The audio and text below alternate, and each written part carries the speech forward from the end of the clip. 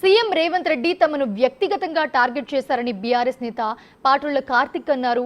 తమకు ఎటువంటి ఫామ్ హౌస్లు లేవని చెప్పారు ఆయన. ఒకవేళ ఉన్నట్టు గుర్తిస్తే వాటిని కూల్చేయవచ్చన్నారు ఆయన.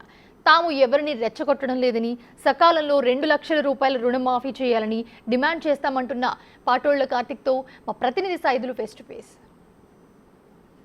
మహేశ్వరం నియోజకవర్గం కందుకూరి గ్రామంలో రైతు దీక్ష చేపడుతున్నారు. ప్రస్తుతం మనతో యువనేత పటోళ్ల కార్తిక్ ఉన్నారు. మాట్లాడదాం.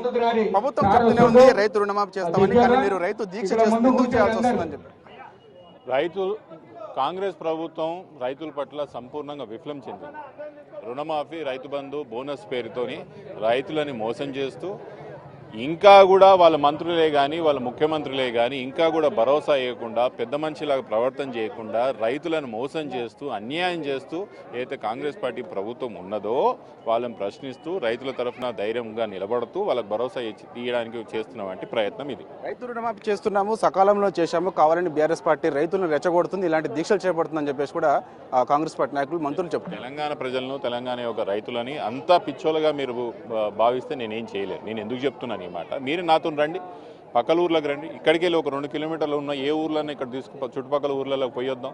రుణమాఫీ 60% ప్రజలకన్నా ఎక్కువ అయిందా లేదా కనుక్కుందాం. రైతు బంధు ఈసారి 100% ఎవరికి రాలేదు. ఈసారి వడ్లు ఎవరిది కూడా కొనలేదు. ఇది మీరే కనుక్కోండి. ప్రజలని ఎవరినో ఎగేస్తే ఎగైపోవడానికి, లేకపోతే వాళ్ళు రెచ్చగొడితే రెచ్చిపోవడానికి ప్రజలు ఎవరు, తెలంగాణ ప్రజలు మూర్ఖులు కాదు.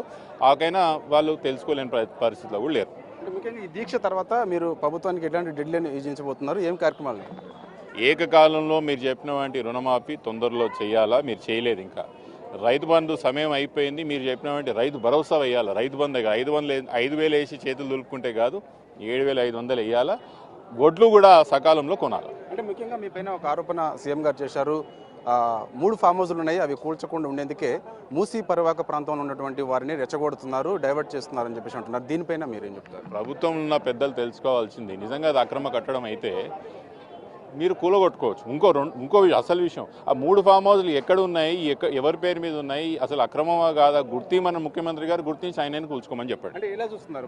ప్రత్యేకించి మీ పేరు ప్రత్యేకించి మెన్షన్ చేసి సీఎం గారు చెప్పడం జరిగింది, మీకు ఫామ్ హౌస్లు ఉన్నాయని చెప్పేసి. దీన్ని ఎలా చూస్తున్నారు? ముఖ్యమంత్రి గారు వ్యక్తిగతంగా టార్గెట్ చేస్తున్నారనే చూస్తున్నాం. ఏ రోజు కూడా ముఖ్యమంత్రిని వ్యక్తిగతంగా టార్గెట్ చేసే ప్రయత్నం నేనే కానీ మా అమ్మ కానీ చేయలేదు. ప్రజల తరఫున నిల్చొని కొట్లాడాలనే ఒక ఆలోచనతోనే ఉన్నాం. కానీ ప్రజల అవసరాల్లో ఉన్నప్పుడు ముందర నిలబడి ధైర్యం చేయాలని ప్రయత్నం చేస్తున్నాం. కానీ దానికి ఏదో ముఖ్యమంత్రి గారికి ఆయనకు వ్యక్తిగతంగా వ్యతిరేకమనో లేదా పర్సనల్గా టార్గెట్ చేస్తున్నాం అని తీసుకొని నన్ను మా అమ్మని పర్సనల్గా టార్గెట్ చేయడం అనే విజ్ఞతకు ఆయన వివేకానికి వదిలేస్తున్నాం. Thank you.